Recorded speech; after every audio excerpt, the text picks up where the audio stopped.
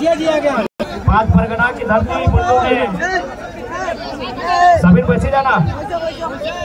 परगना की धरती में तमाम गांव ग्राम से आवल जुटल हमनी के अभिभावक साहब, हमनी माय मौसी साहब, हमनी दीदी साहब, हमनी नौजवान साथी साहब, समस्त जनता जनार्दन के सभी के पांच परगना के धरती में 5 और 5 10 अंगुरियन छोड़ के जोहार करे हो, तोहनी के नमस्कार कराई हो, वंदन कराई हो। तोहनी हमनी के ताकत लगा, तोहनी के सिवा हमनी कुछ ना हो। हमनी अभिभावक तोहनी, हमनी भाई बहन सब तोहनी जे प्यार दुलार मिल रहे सब तोहनी के माध्यम से मिल रहे। यहाँ तक कि भारत के इतिहास में एक ऐसा चुनाव गए कि तोहनी अपन चंदा उठाई के हमने चुनाव लड़ेला।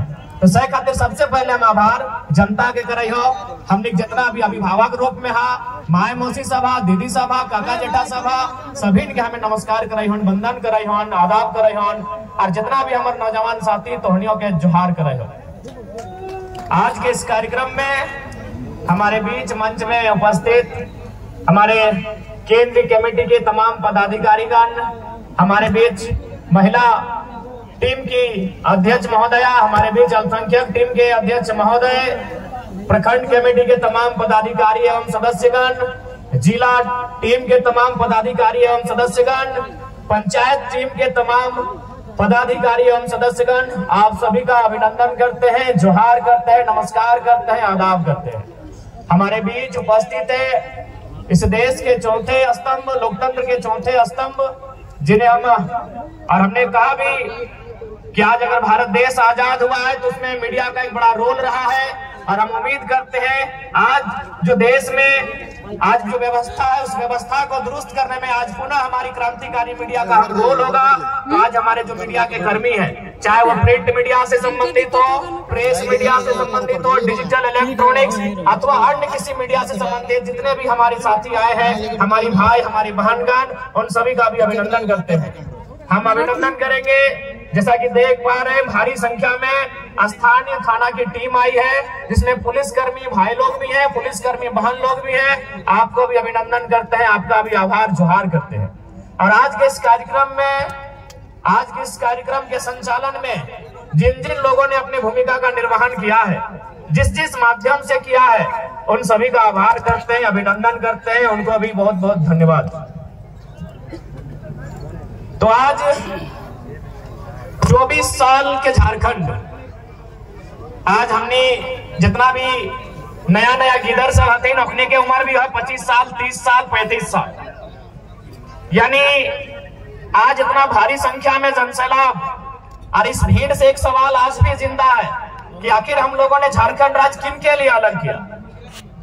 आज तोहनी बताओ कि आखिर झारखंड राज्य हमनी के पूर्वज, हमनी के बाप दादा लड़के जो अलग करल थे तो ककर खाते अलग करल थे। ये धरती आबा भगवान बिरसा मुंडा के ओकरा नमन बंदन कराइए। आज बताए दे आखिर ककर खातिर झारखंड राज्य अलग भले। झारखंड राज्य जब 2000 के झारखंड राज्य अलग करल गए तो उसी समय और 2 राज्य अलग भले। मध्य प्रदेश से छत्तीसगढ़ अलग कर ले, जस्ट एयर साइड में हमनी के सिमडेगा जैसे पार कर भी, गुमला जैसे पार कर भी, तक छत्तीसगढ़ नाम के एक राज्य है। तो मध्य प्रदेश से काट के को नया राज्य बने। ठीक हमने उत्तर प्रदेश यानी गढ़वा साइड अगर जीवा तो उस साइड एक राज्य है उत्तराखंड, ओकरा भी उत्तर प्रदेश से अलग करके बने। उत्तर प्रदेश से उत्तराखंड के अलग सेम टाइम करल गए 2000 में। यानी झारखंड जिस समय बनल उसी समय इस भारत देश में और 2 नया राज्य बनल, और नाम छत्तीसगढ़ और उत्तराखंड।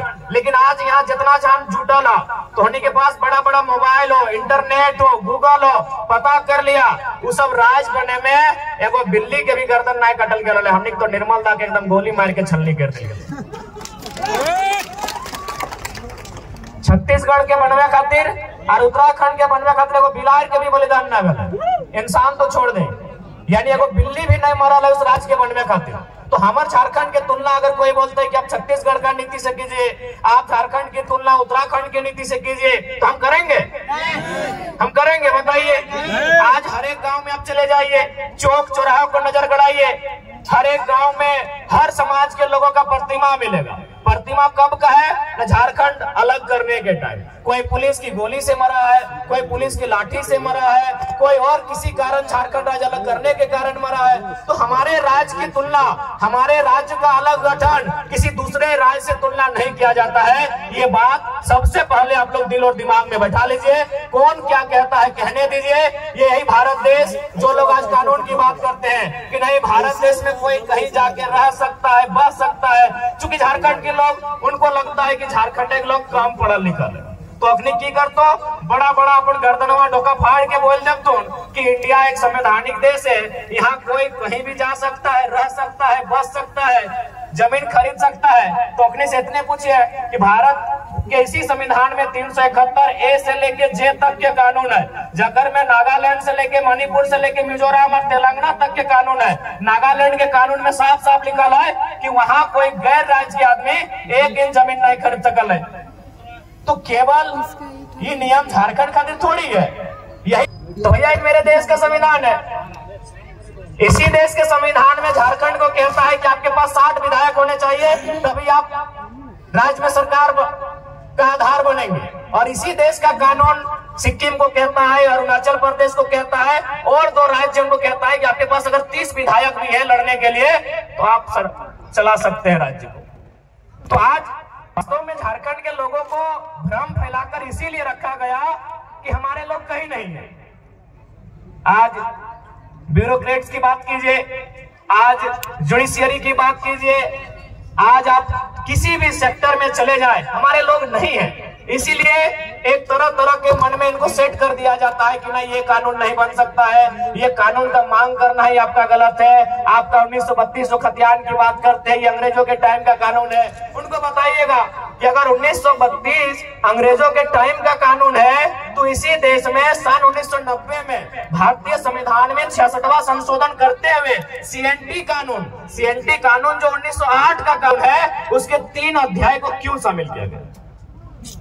इसी देश में, इसी संविधान में, अभी आजाद भारत में, अंग्रेजों के टाइम नहीं, 1990 में 66वां संशोधन, कानून का नाम है सीएनटी कानून। कब का कानून है? 1908 का कानून है। तो भैया अगर 1908 का कानून आजाद होने के बाद लीगल हो सकता है, वो संवैधानिक हो सकता है, तो 1932 का कानून संवैधानिक क्यों नहीं हो सकता है? हाँ, अगर 1932 के कानून से किसी लोगों के हक अधिकार को रोक दिया जाता, किसी के हक अधिकार से वंचित कर दिया जाता, तब आप उसको असंवैधानिक कहते हैं। हमने तो बार बार यही कहा कि 1932 से लेके 1964 से लेके जिलों के अंतिम सर्वे सेटलमेंट से लेके यहाँ की भाषा, संस्कृति, परंपरा को ऐड करते हुए इस राज्य के लिए एक मजबूत स्थानीय नीति बनाई जाए, जो इस राज्य के लोगों को आगे आने का अवसर मिले, उनकी नौकरियों को, उनके रोजगार को, उनकी भाषा संस्कृति को कोई छीन नहीं पाए। असंवैधानिक तब होता जैसे धनबाद बोकारो का खतियान 1932 का है, यदि तमाड़ का खतियान 1964 का हो जाता और केवल कानून में 1932 ही शामिल किया जाता तो हम कहते कि भाई असंवैधानिक है, इससे धनबाद को तो लाभ मिलेगा लेकिन तमाड़ वालों का 64 है। हम तो कह रहे हैं कॉलम बनाइए। अरे भाई जब भारत के संविधान को पढ़िए ना, कोई भी धारा क्या सिंगल है, उप धारा है, उसमें अलग अलग क्लॉज है, ए का 1 है, A1 का क है कि नहीं है? तो आप बिंदु बाज करके झारखंड की स्थानीय नीति को बनाइए, और यदि आप झारखंड की स्थानीय नीति नहीं बना पाते हैं तो फिर राजगद्दी छोड़ दीजिए। सीधा जवाब। यदि आप नहीं बनाते हैं तो छोड़ दीजिए। और हमें लगता है, देखिए सबसे पहला बात है कि कन्वेंस करना।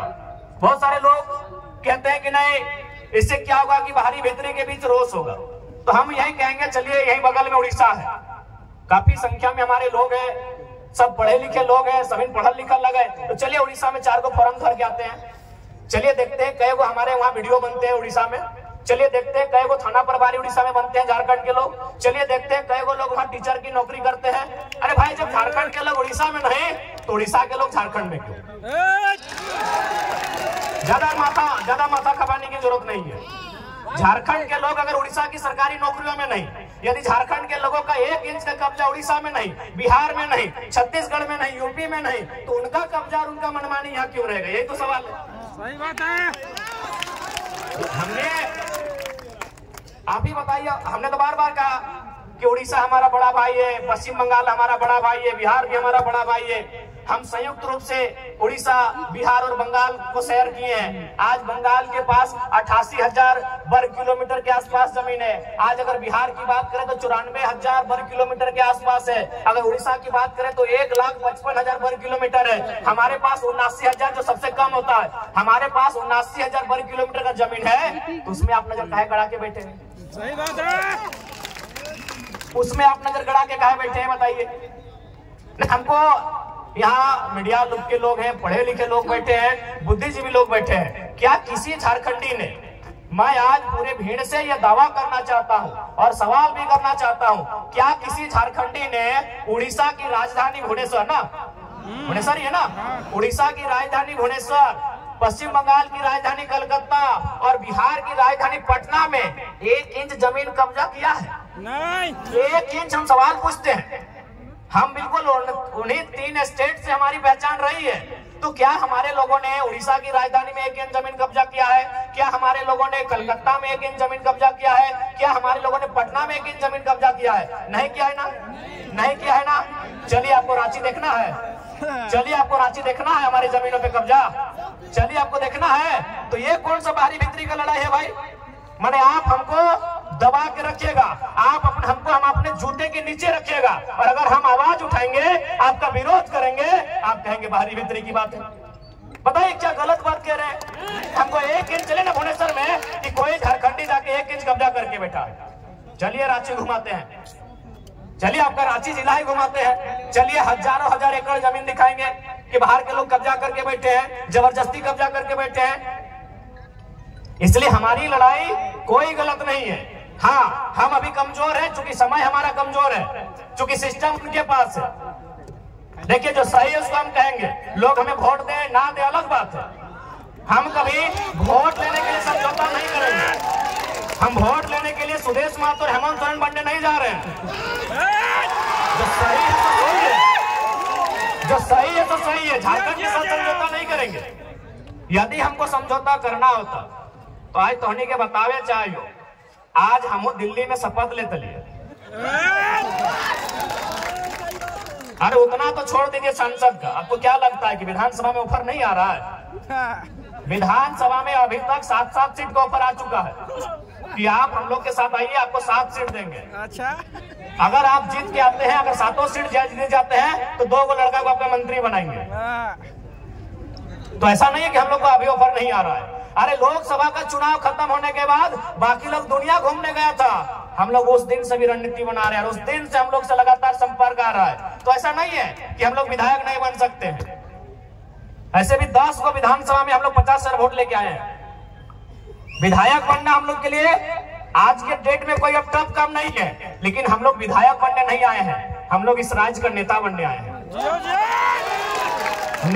अब सुन लीजिए, विधायक बनने में और नेता बनने में अलग अंतर होता है। विधायक किसी की चापलूसी करके, पार्टी की गुलामी करके बन सकते हैं। अभी आप संजय सेठ जी, चलिए मंत्री हैं, उनको बधाई देते हैं। संजय सेठ नो डाउट सांसद है और मंत्री भी हैं, लेकिन नेता नहीं है, क्योंकि यह शख्स बिना पार्टी के वार्ड नहीं जीत सकता है। नेता नहीं है भैया। हम उनको बधाई देते हैं कि चलिए मंत्री बन गए, झारखंड के लिए काम कीजिए, लेकिन वो लीडर नहीं है। चूंकि वह एक उद्योग घराने से उनका संबंध था, अरबों के मालिक है, और बीजेपी को अरबपति लोग पसंद है, खासकर व्यापारी वर्ग उनको पसंद आता है। टिकट दे दिया, बोलिए उनको बीजेपी और कांग्रेस का टिकट हटाए और एक पार्षद का चुनाव लड़ेगा, जीत जाएंगे, हम नेता बोलेंगे,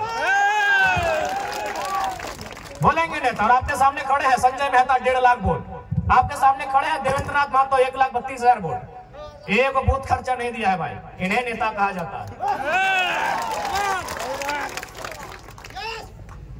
एक दिन हम एक शादी घर में गए थे, एक राज्यसभा सांसद कोई समीर उरांव करके, हम जानते नहीं है, बैठे थे बगल में। तो हम गए तो काफी भीड़ लग गया, तो लोग बोलने लगे कि भाई वो जो बगल में बैठे हैं वो सांसद है। बोले यार सांसद और 2 गवर्नमेंट के साथ नहीं बैठा है। तो सांसद विधायक बनना आज के डेट में आसान है, नेता बनना आसान नहीं भैया, क्योंकि नेता का संबंध जनता के दिल से होता है, ये आसान है। सांसद विधायक आसान है, किसी पार्टी की जी हुजूरी कीजिए, तरफदारी कीजिए, और बिल्कुल आसान है। अभी आप हेमंत सोरेन जी को कहिए अपनी वंशावली जारी कीजिए और हम गारंटी लेते हैं आने वाली 4 पीढ़ी तक उनके घर में विधायक बनेंगे। जो पैदा नहीं हुआ उनके घर में वही बच्चा विधायक बनेगा। क्योंकि विधायक सांसद बनना आज के डेट में आसान है। हम लोग नेता बनने आए हैं। नेता उसे कहते हैं जो राज्य के नेतृत्व करे। नेता उसे कहते हैं जो शोषित वंचित लोगों के लिए लड़े। हम वो काम करने आए हैं। अगर हम लोग को विधायक सांसद बनना होता, आज भी कह रहे हैं सभी पार्टी जो झारखंड में बड़ी बड़ी पार्टी है सीधा ऊपर है। अरे हमको तो पहली बार पता चला लोकसभा के चुनाव में कि सीआर मने करोड़ रुपया को बोला जाता है। हम सीआर मने सीआर समझते थे। जैसे होता ना होड़ार कुकुर बिलार सीआर समझ ना आप लोग। तो हमको भी मालूम था कि सीआर मने सीआर होता है। लेकिन जब उस पार्टी के साथ हम बैठे, उसके महामंत्री से हम बैठे, उनसे हमारी 18 मिनट मीटिंग हुई, तब उन्होंने कहा कि आप पे सीआर इन्वेस्ट करेंगे। हम बोले क्या टाइगर पे सीआर इन्वेस्ट करेगा? तो सीआर मने करोड़ होता है। हमको पहली बार मालूम चला कि सीआर को करोड़ कहा जाता है। तो भैया अगर हम लोग को अगर अपने लिए जीना होता, अपने लिए महफिल सजानी होती, तो करोड़ रुपए का इन्वेस्ट करने के लिए लोग तैयार थे। लाख रुपए नहीं, करोड़ों रुपए। यहाँ तक कि हमें कहा था कि काहे आप स्कॉर्पियो से मतलब चलते हैं, हम लोग चुनाव के कैंपेन के दरमियान आपको हेलीकॉप्टर भी मुहैया करवाएंगे। लेकिन क्या ये रास्ता अगर हम लोग भी अपने स्वार्थ के लिए चुन लेंगे तो क्या झारखंडियों के साथ धोखा नहीं होगा? जरूर होगा। आज हम कभी भी सभा में आते हैं तो सबसे पहले जो लोग हमारे सामने बैठते हैं उनकी आंखों में देखते हैं, उनके मुरझाए हुए चेहरे को देखते हैं, उनके जो झुर्रियां, उनके एक जवानी अवस्था में जो चेहरे पे झुर्रियां आ गए, उन झुर्रियों को देखते हैं। नौजवानों के 30-35 साल के जो नौजवान, उनके जो बाल सफेद होने लगे, उस व्यवस्था को हम लोग देखते हैं कि आज क्या दशा है हमारे राज्य की, आज किस स्थिति में गुजर रहा है हमारा राज्य। आज 40% खनिज देने के बाद भी हमारे राज्य में कहीं कोयला तो कहीं लोहा तो कहीं तांबा तो कहीं यूरेनियम रहने के बाद भी अगर हमारे राज्य के नौजवान इस हाल में रहेंगे, अगर हमारे राज्य के नौजवान इस दशा से गुजरेंगे, तो हमें लगता है इस दशा को, इस दुर्दशा को बदलने का जिम्मा उठाना चाहिए। इसीलिए हम लोग एक शुरुआत करने आए हैं। हमने हटो नहीं कहा कि हमने कोना जादू के छड़ी लेके आए लियो और घुराए देबो और तोहनी के रातों रात समस्या के समाधान बजे तो, लेकिन झूठ सच कहना आए लियो। हमने एक कोशिश करे आए लियो और कोशिश हमने दो तरह से कर सकलियो। एक कोशिश धरना दे के, एक कोशिश आंदोलन करके और एक कोशिश विधानसभा के अंदर बैठ के।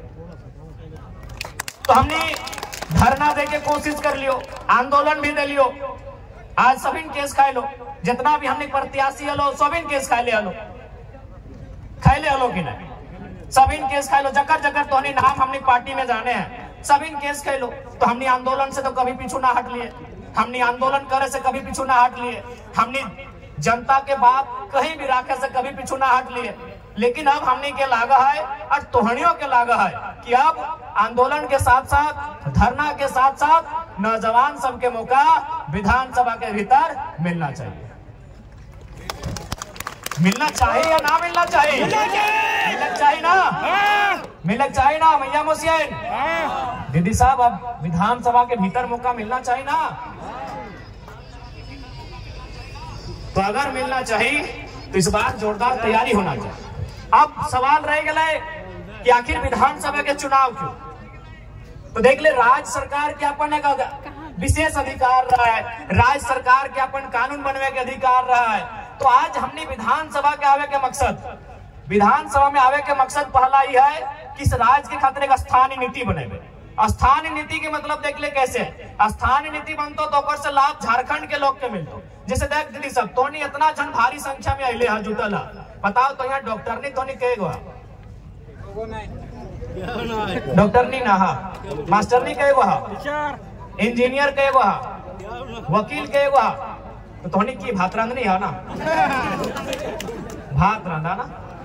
बताओ झारखंड के बहु बेटी जकर बाप दादा के गर्दन कट के अलग भय गए, जकर बाप दादा के पीट के चाम छाल के पीटा हथिन पुलिस में, ये सब झारखंडी पुलिस लगो।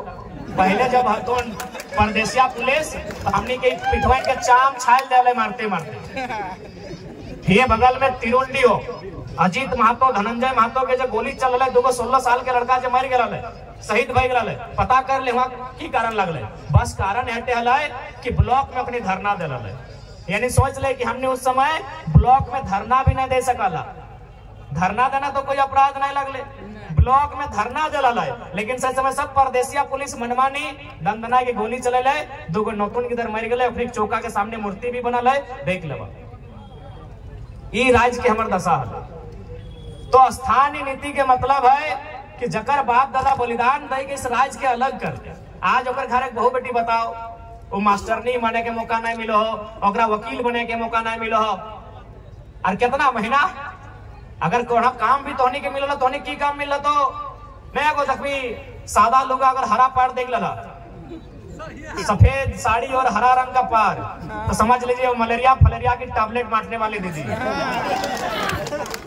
वो झारखंड की बेटी है, नो डाउट, एकदम 100 या 99% वो जो लेडीज जो है वो झारखंड की बहू या बेटी है। महीना कितना 4000 5000। एगो साड़ी का रंग गुलाबी है, अगर गुलाबी साड़ी देख लिए गांव घर में तो समझ लीजिए वो क्या काम कर रही है ना, वो जल सहिया है। यदि आप आसमानी साड़ी देख लिए तो समझ लीजिए कि आंगनबाड़ी की सेविका है।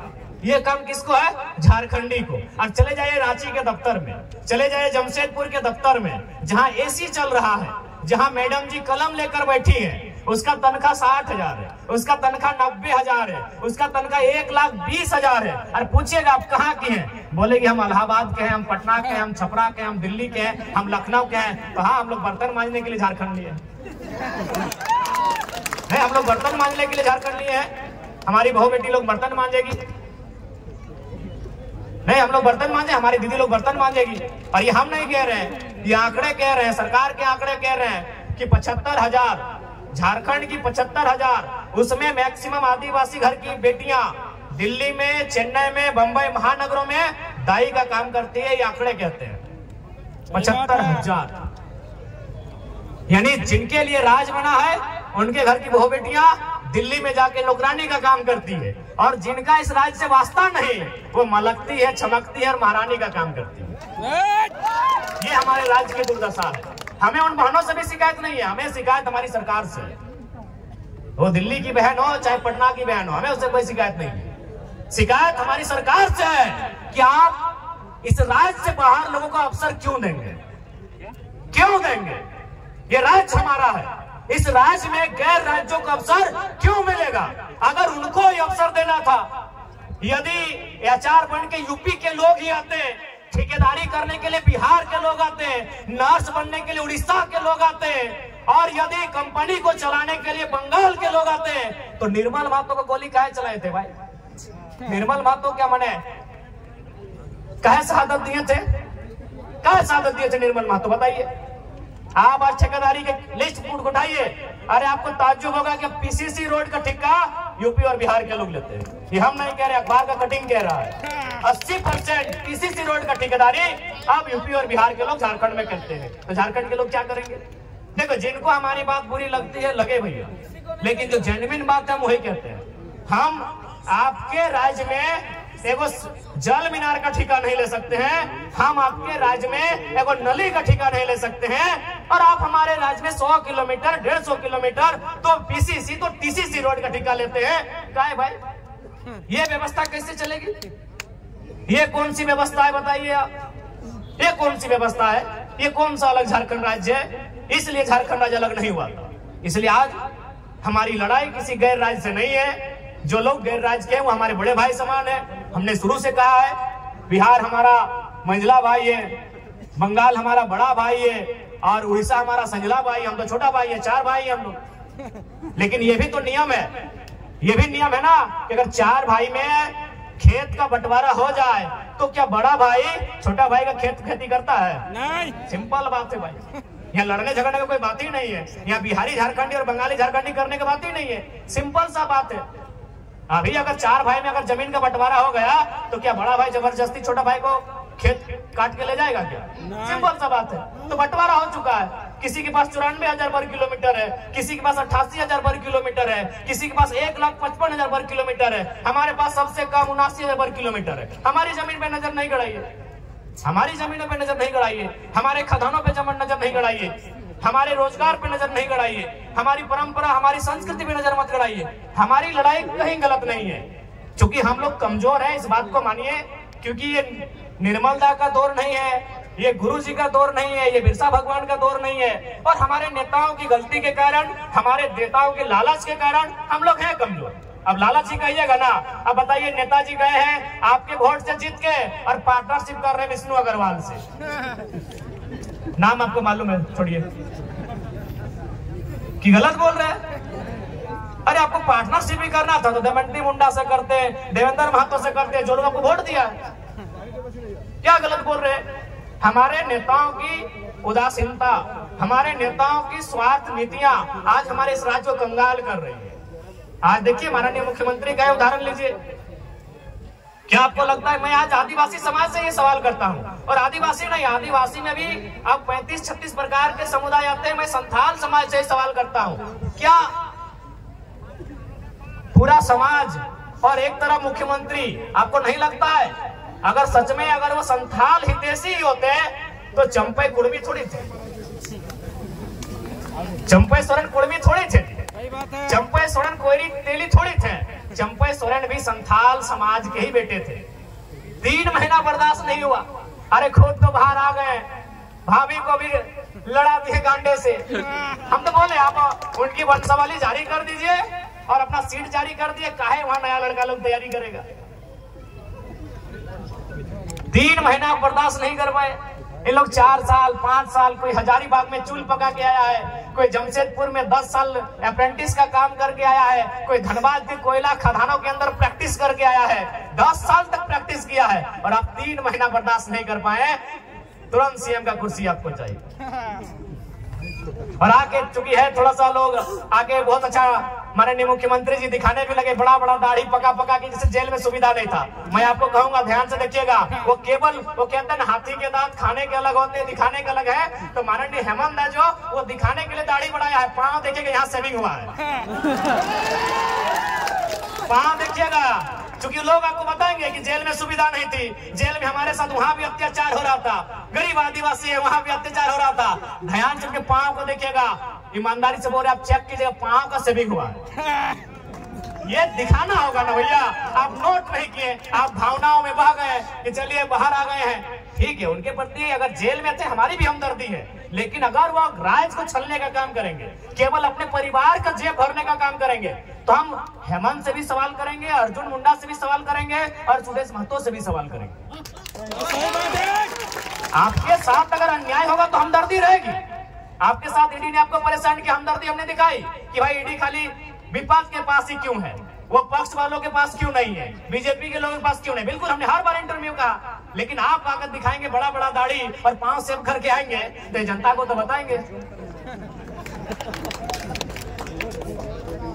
तो इसलिए देखिए, उसके बाद सबसे महत्वपूर्ण, आज अगर इस राज्य को बचाना है, एकदम स्पष्ट जान लीजिए, अगर झारखंड राज्य को संरक्षण देना है, यदि झारखंड राज्य को सुरक्षित करना है, तो आपको ज्यादा नहीं सोचना है, ज्यादा दिल्ली बंबई और यह पूरे राज्य को नहीं सोचना है। आप बस झारखंड नाम को पढ़िए, उस झारखंड नाम बनने की जो उसके पीछे जो तथ्य है उसको समझिए, उस झारखंड राज्य के साथ जो फीलिंग्स है उसको समझिए।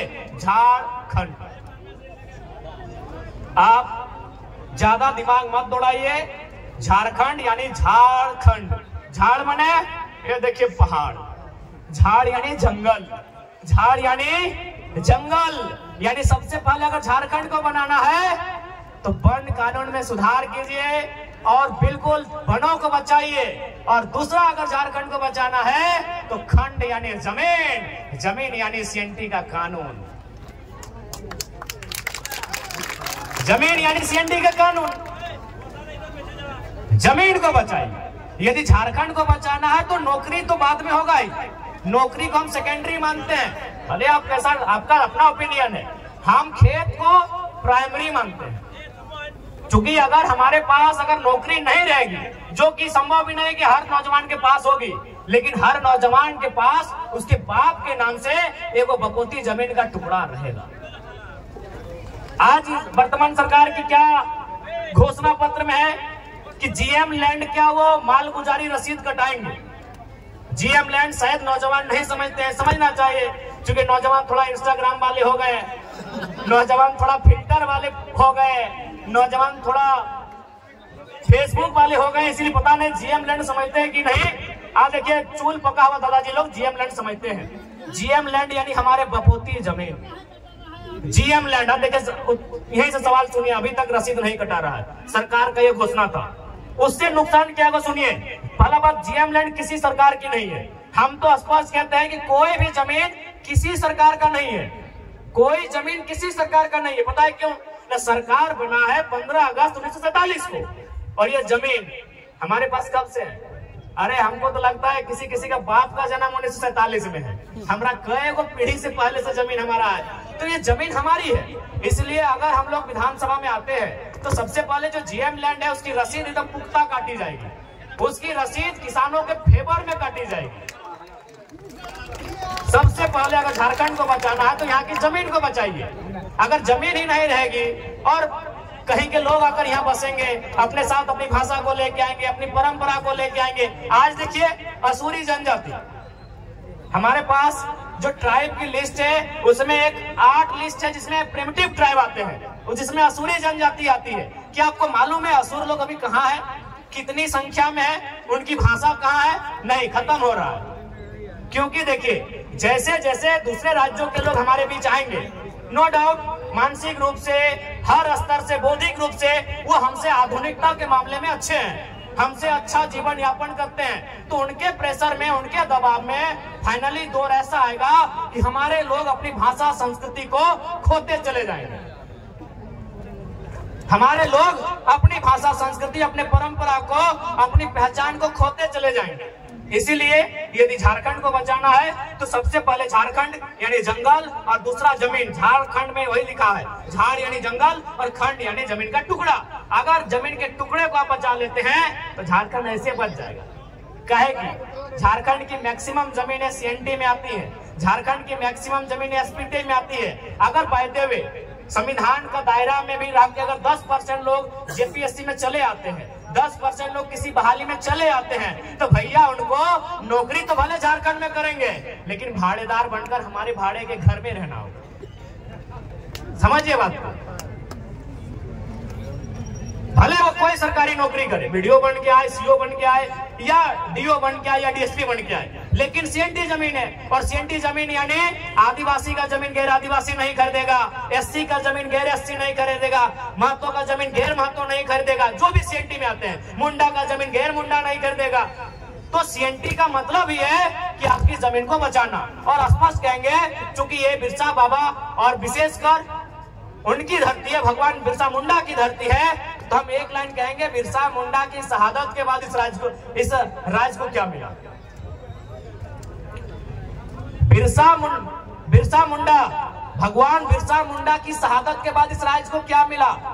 दमयंती दी आप ही बताइए, एक लाइन में बताइए कि भगवान बिरसा मुंडा जैसे उनकी शहादत 1900 में हुई, पूरी 1900 में ना, जैसे उनकी शहादत 1900 में हुई, इस राज्य को क्या मिला? इस राज्य को मिला सीएनटी कानून।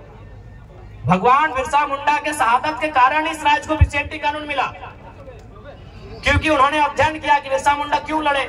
न बिरसा मुंडा लड़े दीकू के खिलाफ, बिरसा मुंडा लड़े यहाँ के जो लोग हैं आदिवासी मूलवासी, उनकी जमीनों को बचाने के लिए, उन जमीनों पे लगान ना देने के लिए। वो जमीन अंग्रेजों को नहीं देंगे, उस पे लगान नहीं देंगे, वो जमीन उनकी है, इसीलिए कानून बना सीएनटी। अब एक बात तय है, यदि आप भगवान बिरसा मुंडा को मानते हैं तो हेमंत सोरेन को नहीं मानना होगा। नहीं, आप तय कर लीजिए। हम तर्क दे रहे हैं, हम तर्क दे रहे हैं भैया, हमारे से आप ताली मत पीटिए, हम तर्क दे रहे हैं। विशेषकर हम आदिवासी समाज से कहेंगे, यदि बिरसा मुंडा आपका आदर्श है तो हेमंत सोरेन आदर्श नहीं है। क्यों नहीं मालूम है? क्योंकि बिरसा मुंडा यानी सीएनटी कानून। अगर भगवान बिरसा मुंडा की शहादत नहीं होती तो सीएनटी कानून नहीं बनता। यानी अगर बिरसा मुंडा को समझना है तो सीएनटी कानून को समझिए। तो सीएनटी कानून में क्या कहता है कि आदिवासी, मैं आदिवासी पे ही बात करता हूँ, कि एक आदिवासी का जमीन एक आदिवासी खरीदेगा, एक आदिवासी का जमीन आदिवासी खरीदेगा, लेकिन उसी थाना में। चलिए उस समय थाना तब जिला बन गया है, या फिर हम प्रखंड मान लेते हैं। चलिए हम ऐसे कानून में क्या है नहीं मालूम है, हम सपोज दैट जिला ही मान लेते हैं कि एक आदिवासी का जमीन उसी जिला, उसी प्रखंड के एक आदिवासी को खरीदना है। तो हेमंत सोरेन तो रामगढ़ जिला के थे, दुमका में काहे खरीदे? तर्क से बात कीजिए, ऐसे हवाई बात नहीं करेंगे। ये इसका मतलब वो बिरसा भगवान को खुद नहीं मानते हैं। हेमंत सोरेन खुद देखिए, माला चढ़ाने से बिरसा भगवान के आप अनुयायी नहीं हो गए। अगर हेमंत सोरेन जी ने बिरसा भगवान पे माला चढ़ा दिया तो उसके अनुयायी नहीं हुए। वो चाहते क्या थे, वो उनके मरने के बाद जो कानून बना, क्या उस कानून को हेमंत सोरेन मानते हैं? मेरा एक ही सवाल है। बिरसा भगवान के मरने के बाद एक कानून बना, उस कानून का नाम है छोटा नागपुर टेनेंसी एक्ट। वो कानून तैयार होना स्टार्ट हुआ 1902 में और फाइनल हुआ नवंबर का महीना 1908 में। ये कानून बना बिरसा भगवान की शहादत के बाद। तो क्या माननीय मुख्यमंत्री उस कानून को मानते हैं? जी नहीं, धज्जियां उड़ाते हैं। उस कानून की धज्जियां उड़ाते हैं। उनका जमीन रांची में, उनका जमीन रामगढ़ में, उनका जमीन बोकारो में, उनका जमीन धनबाद में, उनका जमीन दुमका में, 5 जिला में हम जानते हैं। बाकी आप जानिए, बाकी आप जानिए, बाकी भैया आप जानिए। देखिए, आज लोगों को हमसे हालत इसलिए खराब है कि हम सरल शब्दों में लोगों को बहुत गहरी गहरी और रहस्यमयी बातों को समझा देते हैं। जो बातें उलझी हैं उन बातों को सुलझाते हैं। इसीलिए आज हमें लोग जानते हैं कि ये लड़का लीडर तो है ही, साथ में टीचर का काम करता है। और समाज में अब लीडर पैदा होने दीजिए, टीचर पैदा मत होने दीजिए। इसीलिए लोग इतना केस करता है हम लोग के ऊपर। एक सिंपल सा बात है, हेमंत सोरेन आदरणीय मुख्यमंत्री, बड़े भाई उनको बोल रहे हैं, बिल्कुल बिरसा भगवान के सिद्धांतों को नहीं मानते हैं। अगर मानते हैं तो चलिए आपसे कहेंगे, आपने वैसे भी आदिवासी का ही जमीन खरीदा, अभी कितना करोड़ों का था। बोकारो वाला तो पेपर भी देख लीजिए, कटिंग 20 करोड़ बताया जा रहा है उसका अनुमान। आप उस आदिवासी परिवार का जमीन वापस कीजिए, हम मानेंगे आप आदिवासी हितैषी भी हैं और आप बिरसा भगवान को मानने वाले भी हैं। तो इसलिए अगर हम लोग सरकार में आते हैं तो देखिए, मेरा जो दिल कहता है, हमने चूंकि किसान का बेटा है, हमारा कौम भी, जो कुर्मी का अर्थ आता है कोड़ना, कोड़ना यानी मिट्टी कोड़ना, तो हमको भी लगता है चाहे आदिवासी की समस्या है, चाहे गैर आदिवासी रहे, मूलवासी रहे या ओबीसी रहे, किसी की रहे, पहली समस्या जमीन की है। आज हमारी जमीनों को जबरन कब्जा किया जा रहा है, आज जबरन हमारी जमीनों पर फैक्ट्री लगाई जा रही है, आज जबरन हमारी जमीनों पर सड़क पार किया जा रहा है। इसलिए हम लोग सबसे पहले जमीन कानूनों को सुधार करेंगे। अगर जमीन रहेगा तभी हम जिंदा रहेंगे, नहीं तो किसी रेलवे प्लेटफॉर्म में वो कटोरी लेके क्या बोलते हैं, गुलगुलिया। हालांकि माफी चाहते हैं शब्द के लिए, लेकिन जो सच्चाई है कहते हैं, वो गुलगुलिया कोई बंजारा बोलता है, वही हमारा और आपका जीवन होगा। क्योंकि गुलगुलिया कोई नदी के किनारे पैदा नहीं हुए हैं, गुलगुलिया आकाश से टपके हुए लोग नहीं है, ना ही धरती को चीर के आए हैं। किसी और नर और नारी ने उनको जन्म दिया है, और वो नर नारी, उसका भी कहीं खेत खलिहान होगा, उसका भी कहीं बाग बगीचा होगा, लेकिन आज उसके पास नहीं है। शायद इसी प्रकार जैसा आज हमारे साथ हो रहा है, उसके साथ 100 साल पहले हुआ होगा। आज जिनको हम बंजारा कहते हैं, आज जिनको हम गुलगुलिया कहते हैं, आज जिनके पास माने सर ढकने के लिए छत नहीं है, जिनके पास कदम रखने के लिए इतना जमीन नहीं है, वो हमेशा ऐसे नहीं थे, वो हमेशा ऐसे नहीं थे। उनके पास भी इसी दुनिया में, इसी जहान में, किसी कोने में जरूर एक जमीन का टुकड़ा होगा, जहां उनके पूर्वजों का आशियाना होगा, जहां की सुबह और शाम वो अपने परिवार के साथ जीते होंगे, खाते होंगे, एक साथ रहते होंगे। लेकिन आज उनके पास कुछ नहीं है। चले जाइए रांची का रेलवे स्टेशन, चले जाइए धनबाद का रेलवे स्टेशन, चले जाइए कोई भी रेलवे स्टेशन, आपको मिलेंगे वो लोग। तो हम नहीं चाहते हैं कि झारखंड के लोगों की दशा ये हो। इसलिए अगर हम लोग गवर्नमेंट में आएंगे तो सबसे पहले यहाँ के जो जमीन कानून है मजबूती से लागू करेंगे, उनको और प्रभावी बनाएंगे, ताकि यहाँ के लोगों, भोले भाले लोगों की जमीन